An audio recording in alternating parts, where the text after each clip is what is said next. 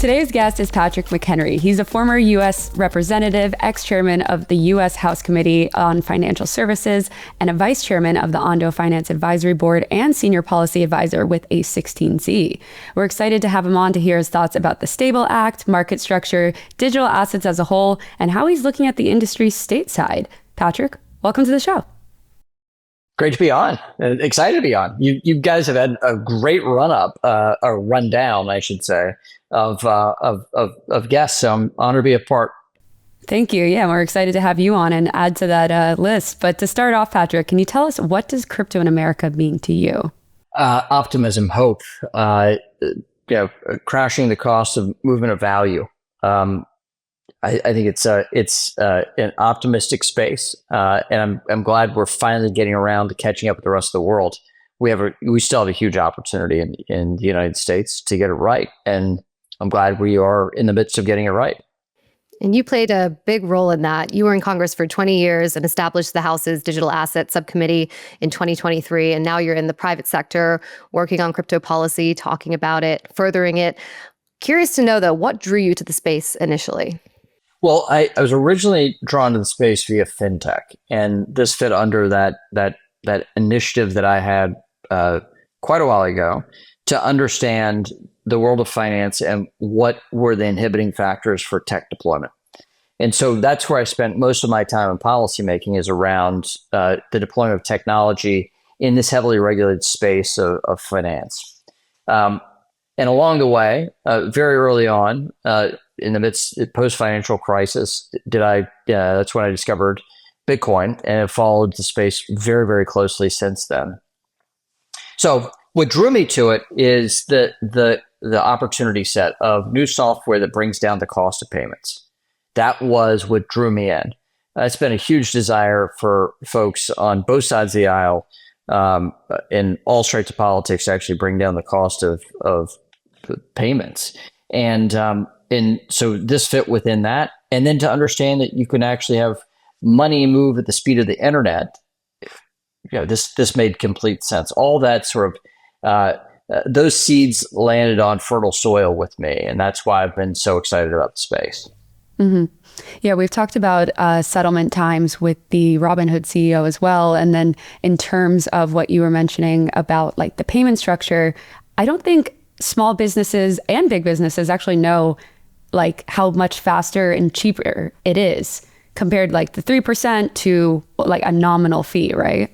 Yes. And the idea that you can actually take bits and bytes of information and link it with payment, a payment is like something that has been theoretical. Like this idea has been kicked around for a very long time. But the speed piece of this, and the cost, and getting both those right is a huge opportunity in a way that I don't think we can quite process and understand. Just like with the AI revolution, I don't think we have any idea of the capacity this is going to bring to new markets and new ways for it to be deployed. Same thing with crypto. I think we're at such a very, very early stage that we're talking to, we're basically at the Lycos accounts phase of the internet. Like very, very early on, where you're like, let me give you my email address, and it's like a bunch of numbers, and people look at you like you're a weirdo. I mean, we're still at that phase where we're just breaking into mass adoption. And I think what we're going to see in the next couple of years is mass adoption in a variety of ways that change traditional finance. I think that will be the early edge, and then what comes with that, it's really hard for us to even contemplate. Yeah, Patrick, I'm very curious about sort of that transition. So like you, I kind of started out in more of like the TradFi kind of fintech space. And I remember, I was listening recently to a conversation Peter Thiel was having, and he was talking about when they started PayPal, people were actually sending checks to eBay. To each other, right? And so, we've obviously come a long way from there, but you also hit on, I think we focus so much on the applications and maybe not the rails. You talked about some of the costs of speed. A lot of those are compliance costs.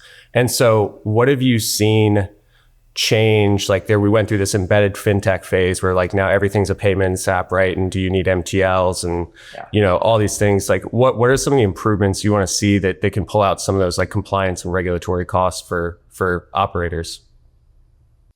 Well, what I'd like to see is a regulatory understanding of zero knowledge proofs, so that you can actually, through technology rather than people, get through the AML BSA load of regulation that we have. Look, it's important. We don't want money laundering. We want to root that out. But we should be using technology, not more people, to do it. These are not high-value jobs reviewing transactions and searching the internet on whether or not this person is a good person or a bad person. This is, it's absurd what financial institutions have to do right now. We should be using a tech stack to remedy this. And crypto can embed a modern, it's sort of a digital first, internet first way of rooting out money laundering. And I think crypto is a way to do it. It is not the means for money laundering. It is the means to root out money laundering. I think that's misunderstood by policymakers. That would be a huge value proposition. Huge value proposition. The amount of fraud that happens in the world of finance, the fraudulent activities and schemes to defraud people. And we should be using technology to root this out. And regulators, rather than embracing that, are the inhibitors to it at this stage. And we've got to push through that.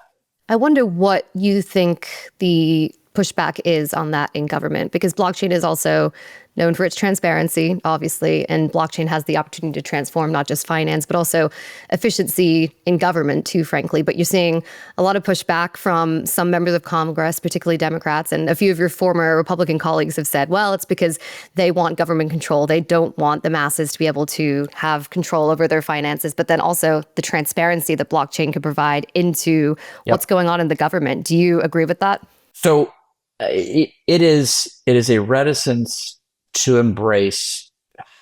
I struggle with the right words to say, because there is a fear of technology, and some on the right and a lot on the left right now have this fear of new technology, rather than looking at this as a mechanism to either your goals on the left or the goals on the right. It's the idea of like, is the internet a societal good for the left or the right? Well, it depends. It depends what you're talking about. The capacity for individuals to communicate on the internet, facilitate the Arab Spring? Yes, right. The free flow of information is broadly good for humanity. Does that benefit the left or the right? Well, it depends. Do you win the election or lose the election? Then you think it benefits you. It's like this absurd thing. Like and so right now you have the progressives on the left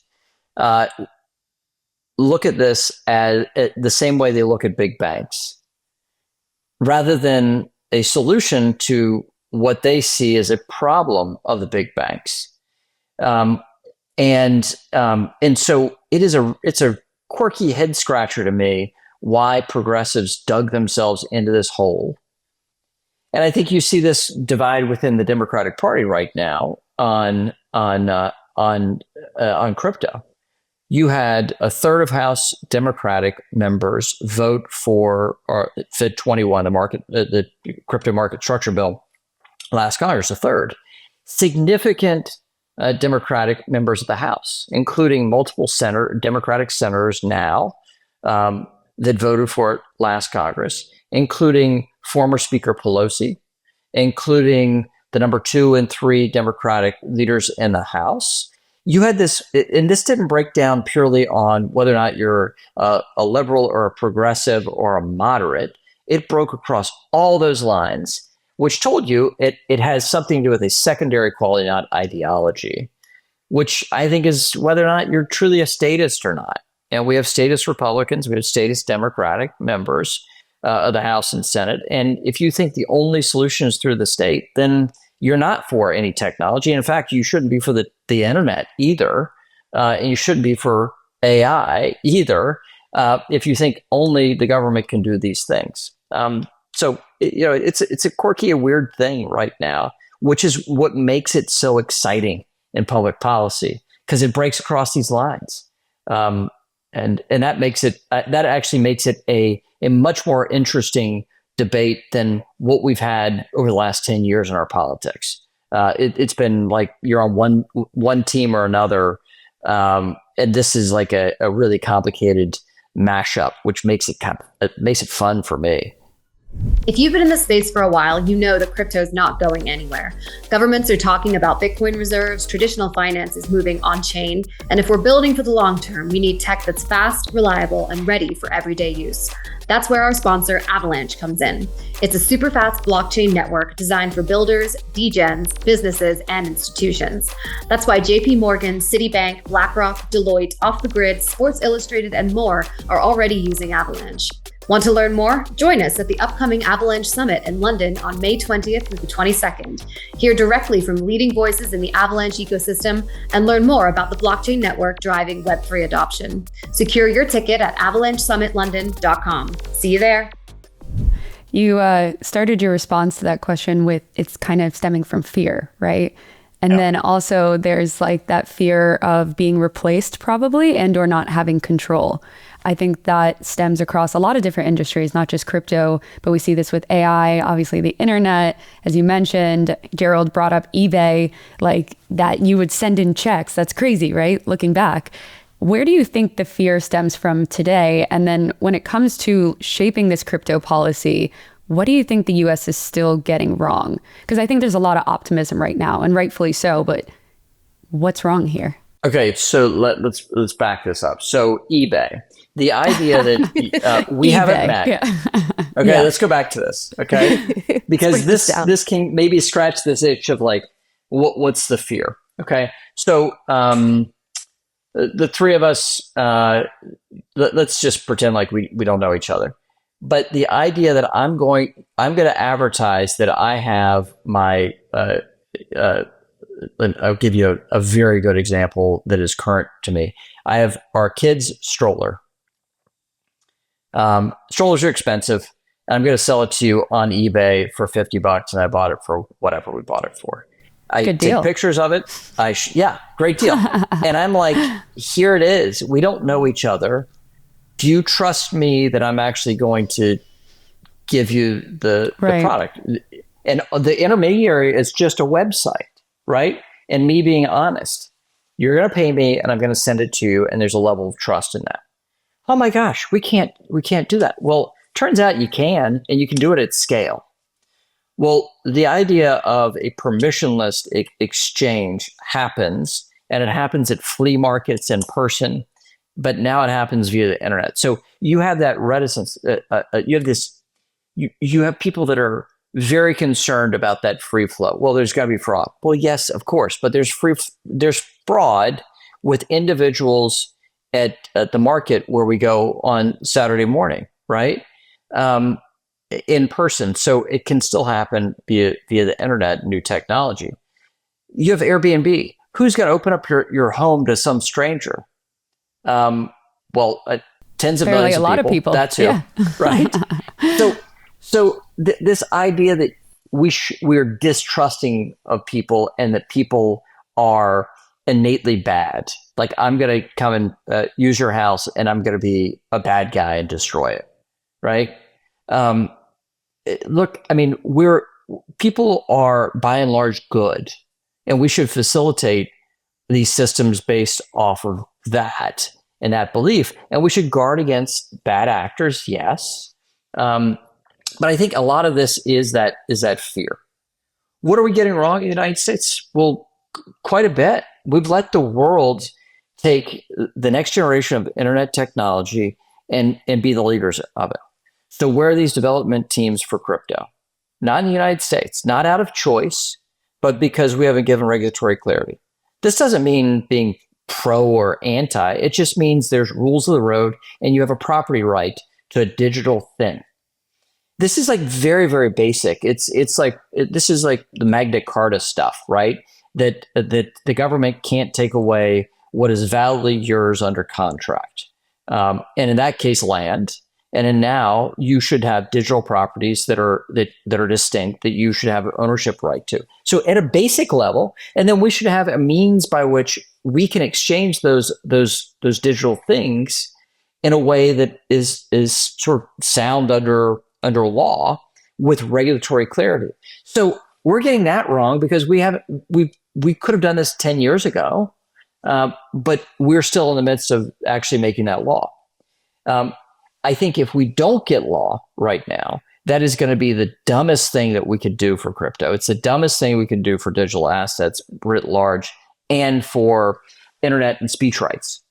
So we've got to get that laid down, sound law, and then go through the regulatory process on the specifics of that. And market structure, I think, is a foundation stone for digital assets. That a market structure bill is the necessary force there. But I know you talked to French Hill about this in detail. Yeah, I love your perspective here. Just going back to kind of the first principles, like what we're actually talking about is, things like transfer of title, free speech, like very basic kind of property rights that have been, long established in the United States. We seem to be have a lot of disagreements on that, and yet we have something like the CRA for the IRS, DeFi, the repeal of the DeFi broker rule, go through, I think 70-28 out of the Senate. So, it's interesting that we get this really broad support on these very complicated issues. And I do want to, dive into market structure here, but why do you think certain issues are just getting really hung up? Like you're literally talking about whether or not I can give you this thing that I already own. That seems to be much more complicated than how we should tax a DeFi front end and do like reporting for that. Like where's the disconnect there? Repealing a rule is very straightforward. This is a yes or no. This is like, do you like the rule or do you not like the rule? When you're crafting this is like a reactive thing. And to be reactive in a congressional sense, in a legislative sense is easier, right?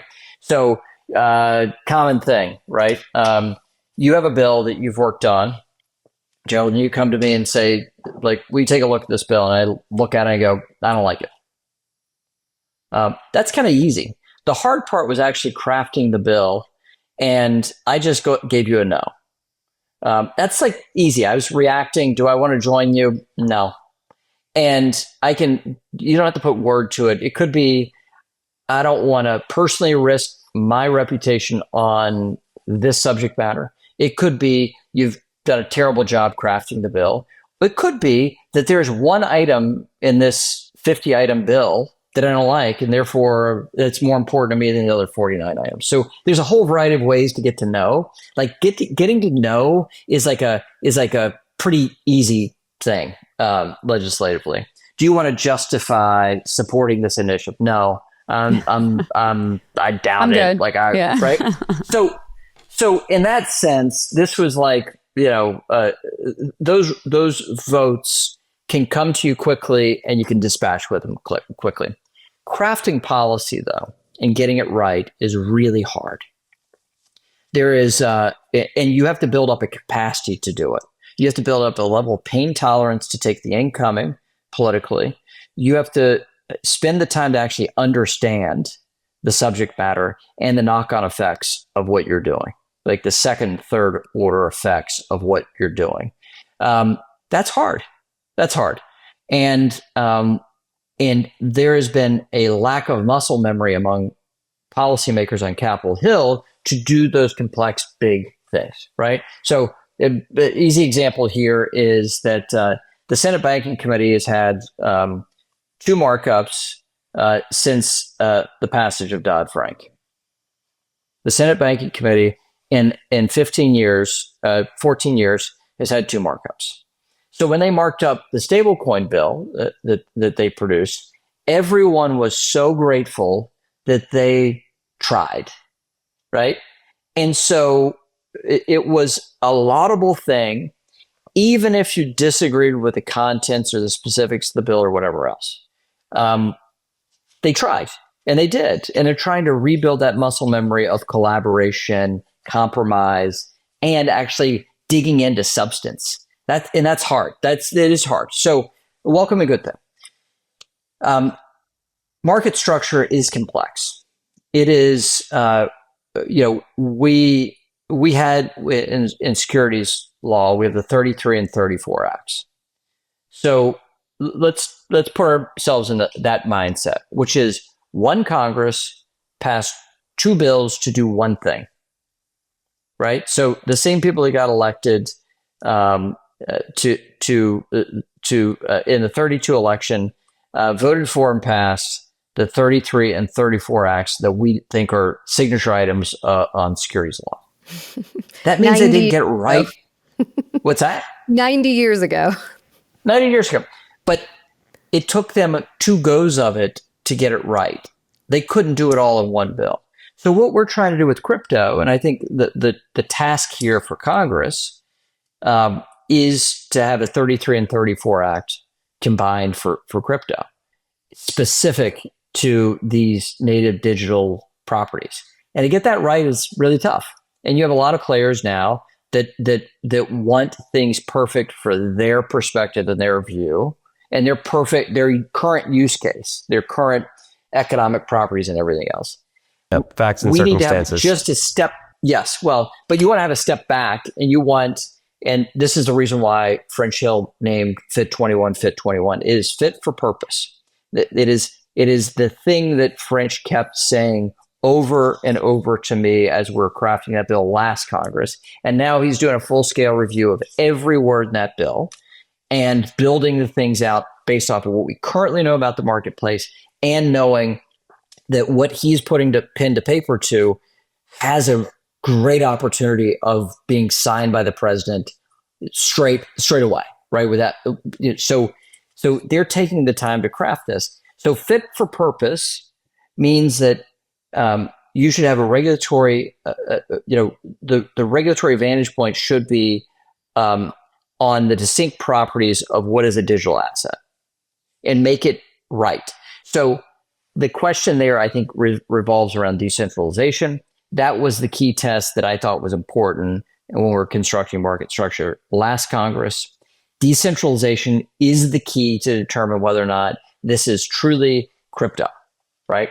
Meaning Satoshi Bitcoin white paper, let's use that as the umbrella here. If you're truly decentralized, you should be in a digital commodities regime with the distinct properties of a digital commodity regime. That should be at the CFTC. How do you define decentralization? Well, we did it through a multi-part test last Congress. I thought that was the right approach.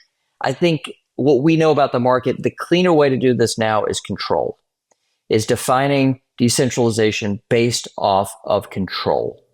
You get that right. This is a test that is objectively, you're not going to litigate. You're not going to be able to heavily litigate when you have such a clear test like control. We get that. Then the secondary properties of how you classify tokens and regulation around those fit for purpose regulations to those different types of tokens that we know exist, and making sure we future-proof that for new innovations here. So those two things, I think, are really the essential elements for a market structure bill to get that right. Control being the question of decentralization, and token classification or definitions of what are these tokens. That's a lot of things to get right in a relatively short amount of time. President Trump has asked for, it's going to be a heavy lift, and 3 months is not a long time, but there is a discussion draft in the works, which has been building on the Fit 21 and also the Lummis-Gillibrand Act that they introduced in 2022. So there's a strong baseline. Bipartisan support is a different matter. Do you think that we can get this done? Can Congress get this done and to President Trump's desk by August? In your view? Yes? It's going to be hard, but yes. The work that we put into it in the House, that French Hill and Brian Stile and Tom Emmer, Richie Torres, and a few other Democratic members and we're going to hear more about those Democratic members in the coming weeks, I believe. Sorry, let me just tease that. You can come nice back to scoop, it. But, Patrick. Thank you. Yeah. The crafting of this, we've spent. This is probably the 6th year. I think this is the 6th year that House Financial Service Republican staff and members have been working on market structure. Stables, probably 5 years, 4 or 5 years. So there's been a lot of work put into this, and you're refining these properties, and taking feedback from market participants, yes, and policymakers, yes. And so this Fit 21 that French Hill and Brian Sal are putting together, they're the leaders on in the House, will look and feel different than the last one, and I know that. And I'm as somebody who I ended my chairmanship in January, and I was so excited for my colleagues, so excited that they're going to be able to see these major pieces of policy across the line. And I am still so excited that we're going to see these things done. Now, I know they have to take these policies in different directions than I did. I have confidence that they're going to do the right thing and make sure it's a balanced product. And I know I'm not there to actually put my own fingerprints on it. But I can be a cheerleader for them, and I will. Because I know the legislating is hard. The balancing act is hard. We can talk about stables in particular, about a couple of the big challenges there. But there are only really 2 or 3 challenges with stables, and market structure is kind of a multifaceted beast. Yeah, I was going to say I love the optimism about the August deadline. It must be somewhat of a relief to be in that cheerleader role, rather than doing the cat herding, to get it across the finish line. It's going to be a wicked hot summer. It's going to be a wicked hot summer. This is going to be. It's true. And I'm excited summer. For him. Yes. Yeah. Yeah. I love. Well, I wanted to ask about, and very, very curious about, your sort of, I guess the agenda and what you see happening there. But, you mentioned the control aspect of the framework, and, we had Miles on the show. We mentioned at the top of the show, you're now advising, Andreessen on policy matters. What is it like? I think the industry has really gravitated toward that control framework. And for our audience, essentially, I would love it if you could break that down just a little bit. But what's it also like kind of going, to the side of maybe a more specific set of interests, and looking into legislation from that angle as well? Okay. So let's break this down a little bit. So where we were with Fit 21 last Congress, we wanted to have a definition of decentralization. And what I wanted to do is be scientific about it. And we went as far as science could take us. And then we went to art. And art is subjective. It is subjective. And we all think that we have like an objective view of it, but no, it's subjective. And we came up with the best art we could with a multi-part test. Because we've seen with Howey and Reeves on the definition of securities, this multi-part test. We did the best that we could at the time. And I think it was good. I think it was a great product. I'm not backing away from what we did. And then, but I knew this was art, and at the end of the day, I had a gut check where I had to go make a call. Is this sufficient? Is this good? Or is this good enough? And that's where we got. But I've continued to review this. I've been actively thinking about and trying to understand the definition around control, taking input, hearing all this stuff. And then this idea that we can just purely define it based off of control. If you boil it all down, how can you manipulate something if you don't control it? Instead of getting into the question of all these secondary properties of it, let's try to boil it down to its essence. And if you want market manipulation, if you want rug pulls, if you want to ward against those things, it's really boiling it down to control, right? And if a narrow group of individuals controls the properties of related to a digital asset, that's clearly we have a regime for that in the United States. We have securities law that deals with this. If a small group of people want to control an enterprise, go through the securities law. We have corporate governance issues related to that. We have, you can go have a securities offer. We can go clean that stuff up, yes, make the regulation better. But let's boil it down to its essence. This to me is the cleanest approach. It is the cleanest approach that you can't wiggle out of. And if you have a clean rule, it makes it cheaper as well, right? Where you're going to have less ongoing litigation if Congress can be specific about this and regulators have clarity. So you don't have this CFTC, SEC, Russ Binham actually wanted to be reasonable on crypto, and Gary Gensler doing the opposite, right? So you have an arsonist at the SEC, and you have the firefighter at the CFTC. We don't need that. We need just purity and clear line here. This is the clearer way to do it with control. So that's the benefit of it. There are all these other secondary properties, but getting that right, I think, is really the big deal with market structure, in my view. From firsthand perspective how hard it is to get bipartisan support on a bill as complex and as crucial as market structure. Of course, on stablecoins too, but market structure is really the big one. Do you think, and you may be in a better position to speak to this now that you're not in Congress anymore, do you think that the involvement of President Trump and his family launching a meme coin, potentially launching a stable coin, capitalizing on cryptocurrency, is that going to be the biggest hinder to getting Democrat support in these bills? Nope, not the biggest hinder. Or one of the biggest hinders then. Or will it hinder at all? You asked the question, I answered the question. Come on, Patrick. Follow up. Percentages. Give us a 1 to 100. I will tell you this.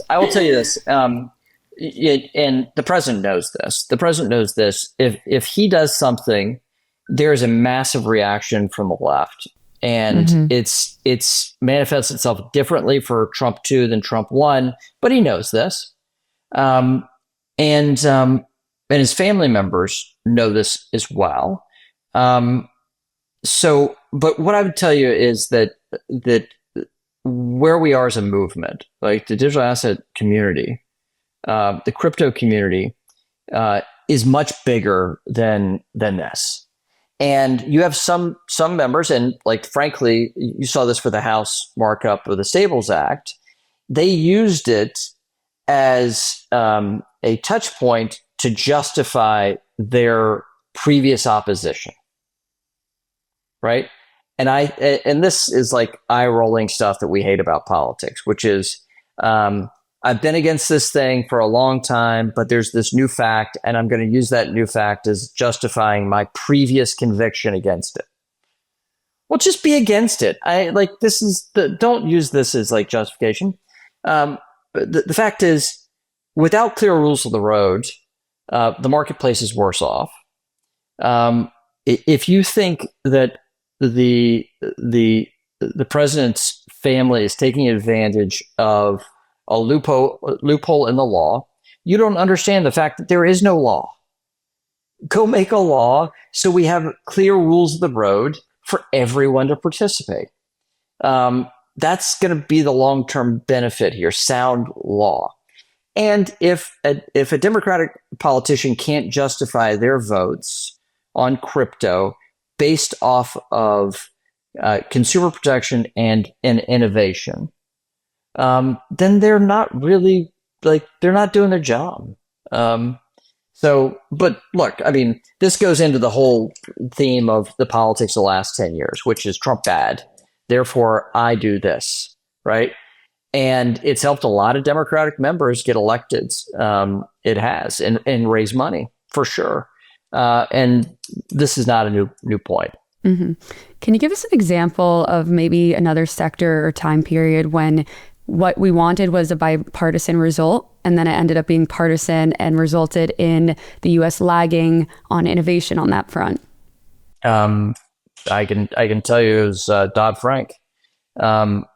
Instead of addressing the financial crisis and its key roots, they took a partisan path because the Democrats had the votes in the House and the Senate to do it. And so they put in place bad law. We had slowed economic recovery post financial crisis because we had really bad onerous law, which has put us in a bad position. This is the time period that China actively caught up to us because we held ourselves back. And this is a time period that wasn't too long ago, but we could have had a bipartisan result to address the regulatory failures that led to the financial crisis, including what we did with housing policy. And we didn't do it because the Democrat leadership didn't want Republican input. What we're seeing now is that the Republican leaders in the Senate and the House are working actively with Democratic members.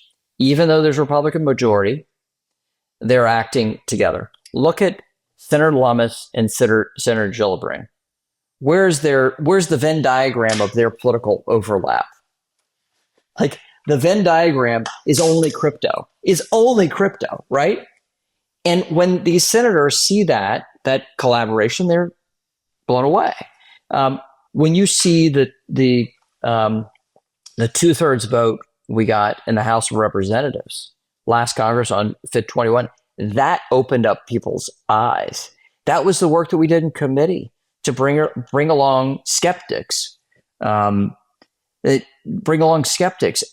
we did that through sound policy, hearing them out. We went through one example, we went through the laborious process of going through section by section of the bill with members of both parties, not just Republicans, which is standard practice before committee markups. But we did it with both Democratic and Republican members and allowed them to ask every question they possibly could come up with of committee staff. And it was such an impressive thing where members were going through with textual challenges to textual questions. Why was it crafted this way? Why didn't you word it this way? Why was it referencing this piece of code? It was so good. It was boring, yes, and in large part, but it baked in all these important things so that you could have a healthy markup. And those that were opposed actually had smarter questions about the bill. And those that that were interested in coming to yes, we gave them great justification for it, which is open hand, open book, and everything else. This is different. And you're seeing Al French Hill's leading it in the House. It's different. It's a different initiative than what we've seen out of financial regulation, at least in the last 30 years. And that is what is beautiful and healthy. Yeah, I think, from an industry standpoint or, from a sort of first principle standpoint, what we're really looking for is just clarity, right? Like, what are you able to build in the United States? And that's, what keeps the technology here, the deep liquidity in the markets here. There's been a big push sort of over the last few weeks of founders and builders, protocols kind of feeling more comfortable sort of coming home, right? Bo Hines, I think, said it with us, right? It was, welcome home. And that's the real agenda, for the industry right now. SAY just recently launched the U.S. SAY Development Foundation. I know Miles has been doing a lot of work on these DUNAs and structures like that. How do you see that play out? And what are the conversations like, with someone you advise like Ondo on what they're trying to do, in the United States? Where do you see that going? Well, I mean, Ondo is a great point, which is you have this a global markets platform, and now they see what we're seeing is the United States is open, and we have a new opportunity to bring on chain real world assets. I mean, here. It's a huge opportunity to be in the biggest market in the world. And it is shaking. It's absolutely shaking us, and realizing that we don't have to just look around the world in order to innovate. We can be here. So this has changed the disposition, and it's an exciting thing. It just is an exciting thing, and you can feel the difference of welcomeness. I mean, just like you mentioned, Bo Hines. So take Bo as an example. The president is actually has a team working on crypto. It's different than the Biden team, which President Biden signed an executive order for all these workflows and then killed all the workflows. We could have given him a stablecoin last Congress, a stablecoin piece of legislation that met 80 to 90% of what he requested in his executive order. And none of his team gave a damn enough to follow up on it. We had one person in the whole administration who was interested and understood the opportunity, and also why it was important for consumer protection to actually take the opportunity. And that was Russ Benham. And that's not politics for him. He saw this as a market regulator and said, this is stupid that we're not getting this right. This is really bad for the United States, bad for the consumer. We had one person. This president has tons of people working for clarity and for encouraging a return to home. And that is awesome. And you can feel that, the welcomeness you can feel. And that is not superficial. That is real. And Congress will create law to make those words and that feeling a reality. Gerald mentioned that you're advising Ondo, which is an on-chain finance-based company for the simplest of terms, right? How do you kind of see tokenization playing a role in the capital market space that exists today in the U.S.? Well, it's a software change, and this is Ondo is positioned to be one of the solutions, and specific to the opportunity set of taking securities and putting them on chain. Settlement time, the cost structure, all of those things are greatly enhanced to the consumer's benefit. Faster, better, cheaper. It fits in that whole narrative. And I think the early change in TradFi will be to take these objects and put them on chain. And I think, and that's why I was excited to join Ondo, because I saw that opportunity is sort of the first edge or sort of the first wave of innovation that can naturally take place with large complex financials is around taking securities and other instruments and putting them on chain and getting the benefit that new software it creates. So Ondo is best in class in my view, and it's been a great affiliation for me, and great to see the workings. The work that they put into engineering and getting that right. Yeah, I'm curious. Like, what do you see happening? So there's the kind of the liquidity. There's the putting traditional assets on chain. We've had this conversation with a lot of founders in the space, but I'm curious about your perspective from a regulatory lens or a policy lens. There's the let's get all the TradFi securities. Let's get the RWAs on. There's also been a lot of exposure going the other direction, right? So having more TradFi exposure, more wrappers in regulated products, getting exposure to underlying kind of crypto assets, right? So MicroStrategy obviously kind of pioneered this very interesting sort of balance sheet driven thing that has worked out for them so far. You see things like Sol Strategies, offering sort of exposure to validators. And then obviously we've had this wave of ETFs starting with Bitcoin, Ethereum, Sol, Say is now getting into the mix there. Where do you think is this just all good for the American consumer, or like we just need to have these deepest markets here? Like, how do you think about that from the seat you sit in? I welcome it, in the market will judge. I welcome it. I mean, innovation, new financial products. This is what the consumer has been desperate to get exposure to. Look at the rise of Robinhood. But the consumer, the U.S. consumer, has been desperate for more investment opportunities via the internet. And this started pre-COVID, but was enhanced in COVID. And so this fits on that arc of democratizing our capital markets and giving average everyday investors opportunities that are now in a handful of people's opportunities. Meaning, the accredited investor standard has limited investment opportunities for those of us that are everyday investors. That has been a great disservice and a driver of inequality in America.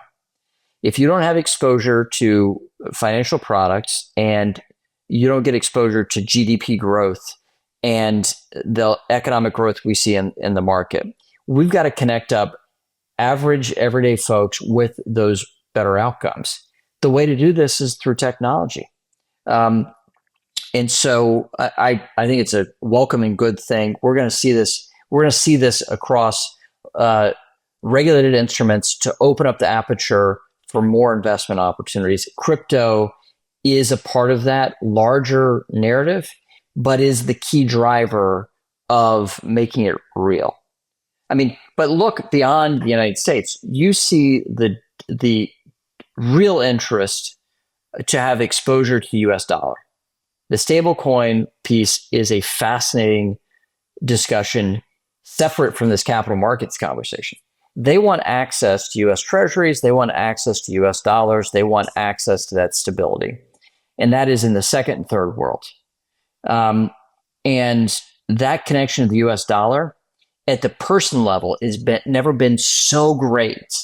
And this is why you see this debate on the stablecoins bill between really shorthand is Circle versus Tether, and how those things are dealt with. But the exposure piece in the second and third world to a dollar-denominated digital instrument it can only happen through crypto. Can only happen through crypto, and we should formalize that. We should make it better, and we should connect up the rest of the world with U.S. dollar and the stability, the large scale stability of our fiscal regime. We're getting close to time here, Patrick, but I do want to ask you a slightly fun question. And just to set up here, one of my most memorable parts of my time at Fox was covering the Financial Services Committee's SEC oversight hearings. And I know before these hearings, we talked about this with Tom Emmer as well. But before these hearings, members often meet privately with the witnesses. And I want to know, and I'm sure our viewers want to know, based on your closed door meetings with Gary, did he come across or was he as anti-crypto in private as he did in public? No. No? Nope. Wow. Emmer was fantastic. It is fantastic. Question. What is awesome? Just awesome. But never was he better than with Gensler. Never was he better with Gensler. Those are some of my favorite moments of questioning Chairman Gensler when Emmer was at him. But no, I mean, look, Gensler had this complicated history where he saw the value of digital assets and he was in the seat to do something about it, and he was trying to kill it. Well, it's just really complicated. He invented the airdrop, right? I mean, people forget that at MIT, yes. the best way to build liquidity. Yeah, it's a forgotten chapter in his story. Yeah, completely forgotten. And I had this weird, mistaken, stupid now belief that he wouldn't be that bad as SEC chair. And I mean, the level of disappointment. You know, you can have a conversation with him about the content structures, the legal piece of this stuff, and it's a very reasonable thing. And then you start asking him questions and about what he would do about it, and you're like, wait a second, but that's kind of disagreeing with all your facts you've just given me. You've agreed are real. I cannot understand think that is? Yeah.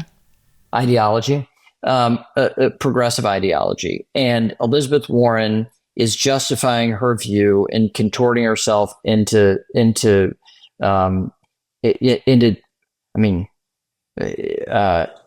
this really anti-crypto view, yet it's clear she doesn't understand the technology. Gensler understands the technology, and yet he's in the same space. Like he comes to the same conclusion. I think it had to do more with Senate politics and confirmation politics than anything else. Right, and now he's back at MIT teaching fintech and AI. He'll come up with the next airdrop. Yeah, you never know. You never know. So maybe keep him out. Maybe out of government. Not as bad as in government, but that's probably generally the case. You know, I would rather read his research papers than see him on CNBC announcing enforcement actions. Personally, I think that's a much better role for him. Yeah. Yes. Or you can mute it, or you can not read it. Right. So you've got options rather than a whole industry and the U.S. economy suffering for his regulatory bent. Mm-hmm. Last thing, Patrick, before we let you go. Go ahead. Sorry. To wrap things up, aside from everything we've discussed, what's one thing that you're watching in DC that you think others should pay attention to as well? AI. AI. We keep getting That's what Vlad said. Vlad said the same thing from Robinhood. Yep. It's going to be heavily regulated that are going to be the first to readily, actively deploy AI. And that's I'm really excited about that opportunity, and I think this is going to be a great driver of economic growth and wage growth. And I'm very optimistic about deploying AI deployment and the creativity and the markets that open based off this new technology. I think that's really key. The dramatic shift here. Everybody says crypto is the biggest shift because of the election. Yeah, it is. Second biggest, AI. AI. Because where the Biden administration was, it's going to be a statist view that you're going to have a blessed model by the government. And that is how we're going to operate in this regime. That's kind of a European approach. Now we actually have this dynamic little tech version of it that has been enhanced because the change in administration. This administration has a very pro AI deployment. JD Vance has articulated this very, very well. And I think he's the person to watch in government on AI policy and in a whole basket of economic policies. He's so smart. And he can articulate what this administration doing. He's doing better than just about anybody on the planet. So he's somebody to watch. So I think the two things: watch AI space, and watch Vice President Vance. Those are the two big takeaways for me. One day to become President Vance, in your view? I think he's got the best shot for sure, and huge capacity to actually to be effective. He is a person. He is outside of President Trump, the second most. He's the second most important person to watch for this administration. All right. Well, Patrick, Amazing. Thank you so much for coming on today. We really enjoyed having you. Hey, it's great to be with y'all, and thanks for what you're doing. I love the program, and love listening and watching, and honored to be on. Thank you so much. We'll have you back soon. Thank you. Thank y'all.